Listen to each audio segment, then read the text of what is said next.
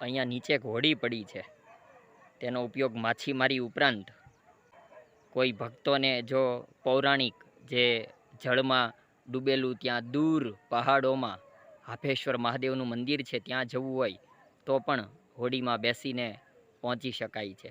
આ બાજુ મોટી બોટ પડી છે. ભગવાન શિવની વિશાળ મૂર્તિ હાફેશ્વર મંદિરના પરિસરમાં મૂકવામાં આવેલી છે.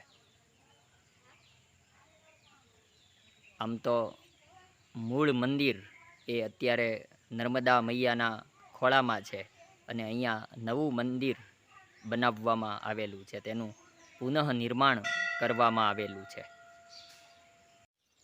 નર્મદે હર મિત્રો, આ સાતપુડાના પહાડો અને જંગલનો વહેલી સવારનો સમય છે. સૂર્યોદય થાય છે. અહીંયા સુધી આ હાફેશ્વરમાં નર્મદા મૈયાના પાણી આવી જતા હોય છે, પણ અત્યારે કાળઝાળ ગરમી વચ્ચે મૈયાના નીર સુકાયેલા છે. છેક દૂર ડેમ સુધી પાણી છે, પણ અહીંયા પાણી નથી.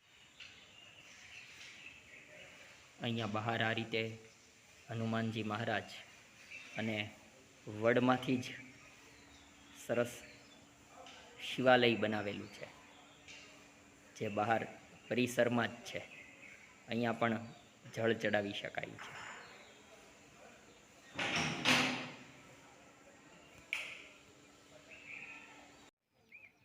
મંદિરથી આ તરફ નીચે ઉતરીએ એટલે નર્મદા મૈયા સુધી પહોંચવાનો રસ્તો છે.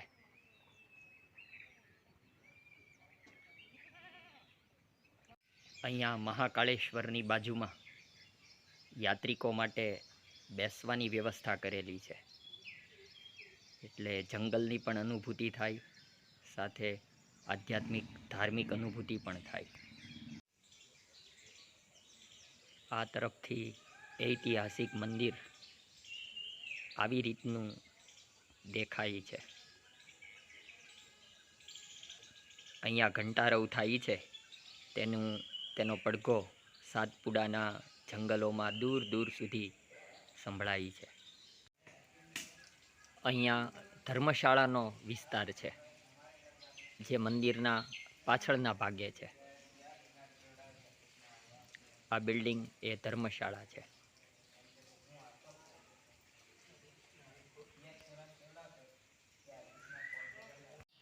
અહીંયા પીવાના પાણીની વ્યવસ્થા છે. બાજુમાં જ સરસ મજાની કેળ છે.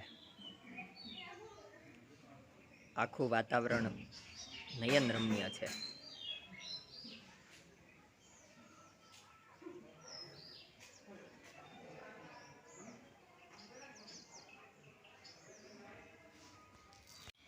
બધાય જ્યોતિર્લિંગના દર્શન થાય છે. મહાકાળેશ્વર,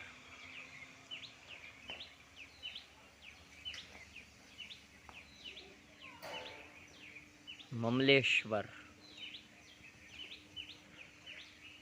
આ રીતે પરિસરમાં નાના નાના મંદિર બનાવવામાં આવેલા છે. બૈજનાથ,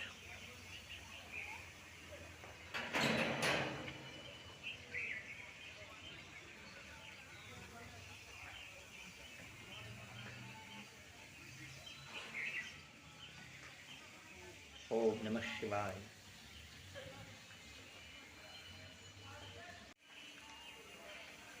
પાછળના ભાગે સાતપુડાના પહાડો, આ ભીમાશંકર,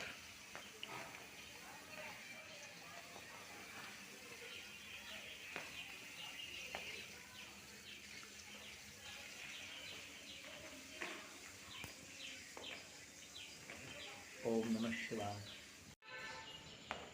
અહીંયા મહંત મોહનદાસજી મહારાજની સમાધિ છે. અહીંયા પ્રમુખ સ્વામી મહારાજ પણ બિરાજમાન છે. તેનું એક ખાસ કારણ છે કે આ મંદિરનું પુનઃનિર્માણ તેમના દ્વારા થયેલું છે. જય સ્વામિનારાયણ.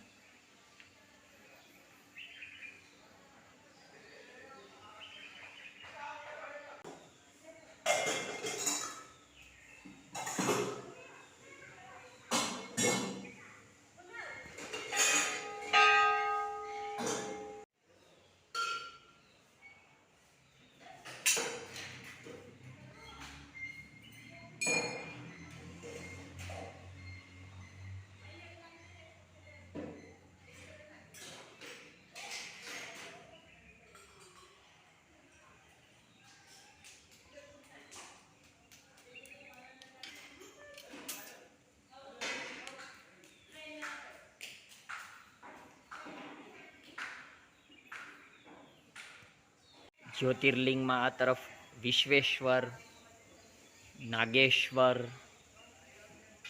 શ્રી રામેશ્વર, સામે ભગવાન શિવની વિરાટ મૂર્તિ, આ તરફ ભીમાશંકર, વચ્ચે તુલસી ક્યારો અને વૈજનાથ, પાછળના ભાગે સાતપુડાના પહાડો. નમામિ દેવી નર્મદે, નમામિ દેવી નર્મદે, નમામિ દેવી નર્મદે, નમામિ દેવી નર્મદે, નમામિ દેવી નર્મદે, નમામિ દેવી નર્મદે.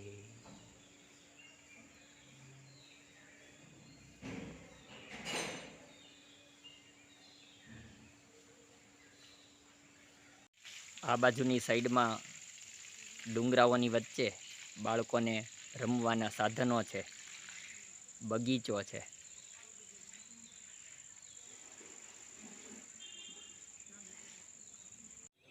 બહારના ભાગે સરસ મજાનો બગીચો છે. બાળકોને રમવા માટે, વડીલોને બેસવું હોય તો બાકડા ગોઠવેલા છે. રમણીય પરિસર છે આભેશ્વર મહાદેવનું.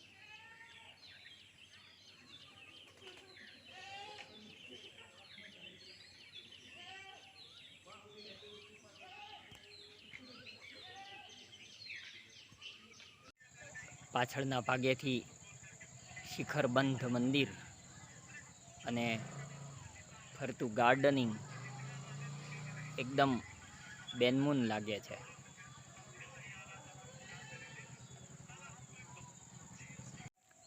સાંજના સમયે પક્ષીઓના અવાજ વચ્ચે ભગવાન શ્રી શિવના અદ્ભુત દર્શન.